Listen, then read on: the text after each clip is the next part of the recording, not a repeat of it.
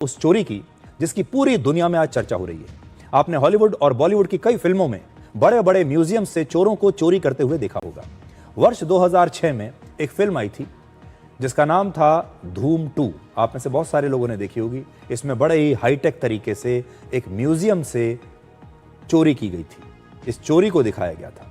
और इसी तरह वर्ष 2018 में हॉलीवुड की एक फिल्म आई थी जिसका नाम था ओशंस 8, जिसमें महिलाओं का एक गैंग एक म्यूजियम से चोरी करता है।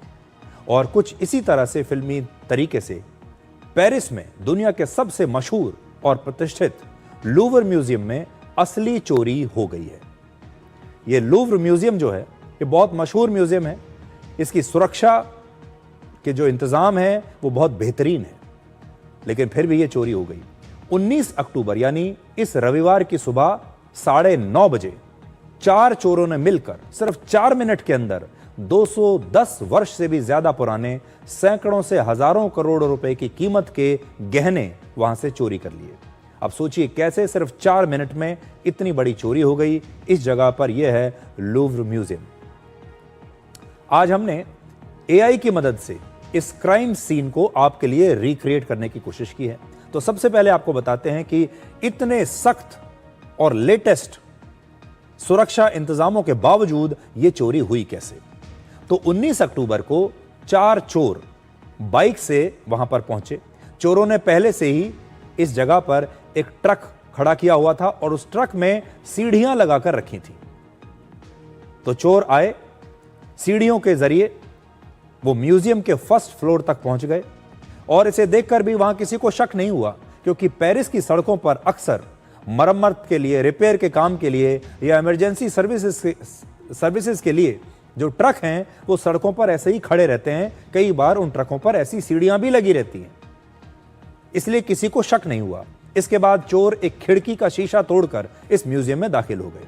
चोरों ने कुल मिलाकर 9 कीमती गहनों को चोरी करने का प्लान बनाया था। 9 पीस वहां से चुराने थे, जिसमें से 8 गहनों को वो चुरा कर ले गए।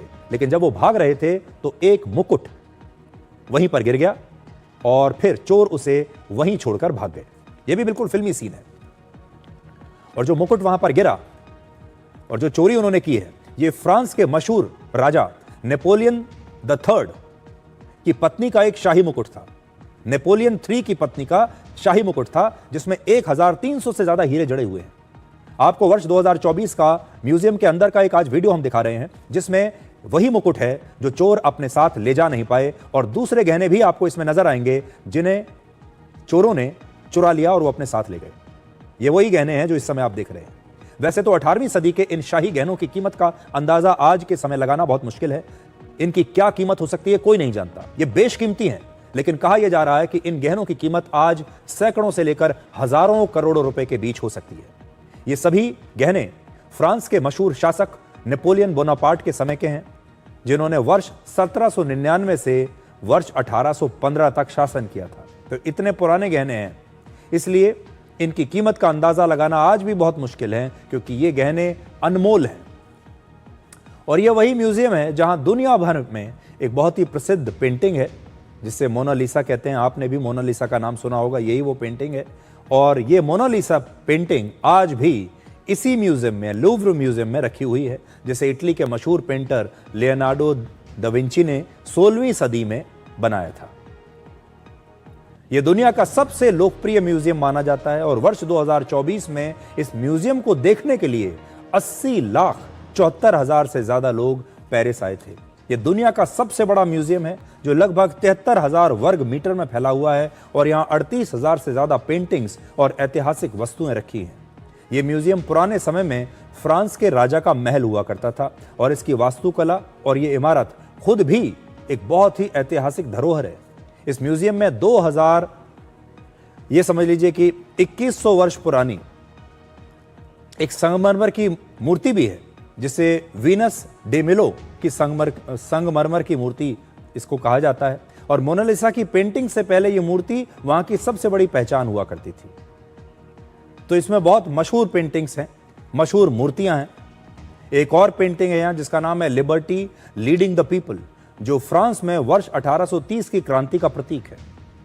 और ऐसी बहुत सारी पेंटिंग्स और मूर्तियां यहां पर रखी गई हैं जो सैकड़ों या हजारों वर्ष पुरानी हैं। वैसे ये पहली बार नहीं है जब यहां पर चोरी हुई है।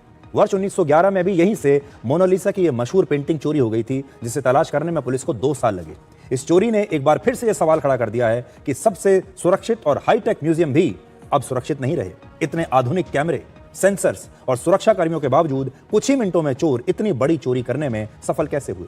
अब फ्रांस की पुलिस और इंटरपोल इस चोरी की जांच कर रहे हैं और उन्हें उम्मीद है कि जल्द ही इन हीरे जवाहरात को वापस लाया जा सकेगा।